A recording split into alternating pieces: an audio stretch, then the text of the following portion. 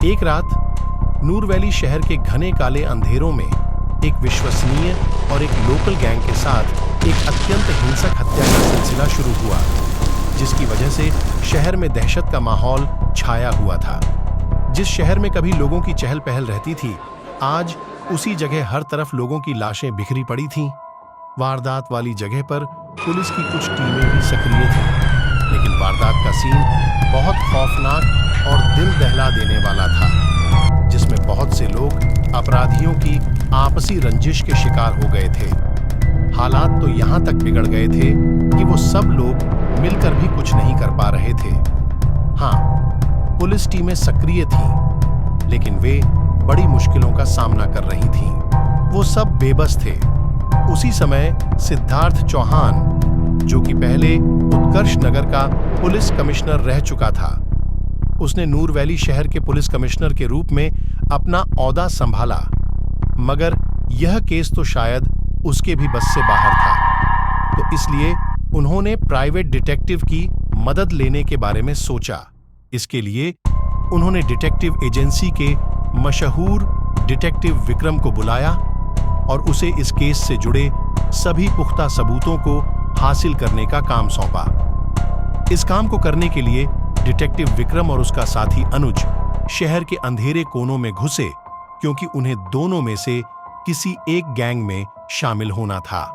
शायद उनके पास यही एक तरीका रह गया था और इससे उन्हें गैंग के सभी अंदरूनी मामलों की जानकारी मिल सकती थी। इस मामले में उन्हें अपने ज्ञान, साहस और धैर्य की आवश्यकता थी। जब वे अपराधियों के पीछे गए तो उन्हें भी कड़ी मुश्किलों का सामना करना पड़ा। उनका पहला लक्ष्य था रहस्यमय और बेजोड़ पंजीकृत अपराधी सत्या को ढूंढना, जो शहर के अंधेरे कोनों में कहीं छिपा हुआ था।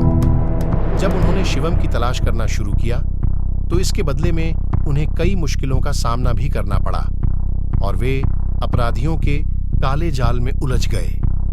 उन्हें उन लोगों की हैवानियत का सामना करना पड़ा। उन दोनों की हालत खराब हो गई थी। उन्हें देखकर ऐसा लग रहा था कि जैसे वो दोनों अपने जीवन की सबसे बड़ी चुनौती का सामना कर रहे हैं। लेकिन विक्रम और अनुज के साहस और निर्णायक दृढ़ता ने उन्हें अपराधियों के विकराल शिकार से बचाया।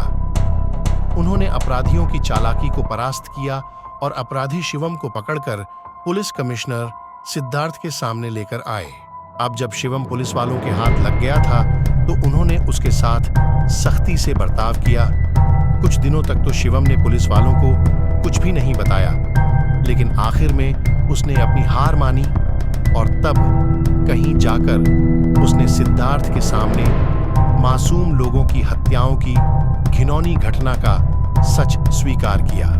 उसने पुलिस वालों के सामने अपराधियों का नेतृत्व करने वाले अपने भाई बलवंत का नाम लिया, जिसने शहर में भ्रष्टाचारी दंगे करवाए थे। इसके बाद उन दोनों को पकड़कर जेल में डाल दिया गया और बाद में हाई कोर्ट ने उन दोनों को फांसी की सजा सुना दी। अब शहर में शांति और सुरक्षा का माहौल बन गया है। यह सब हुआ विक्रम और अनुज की वजह से।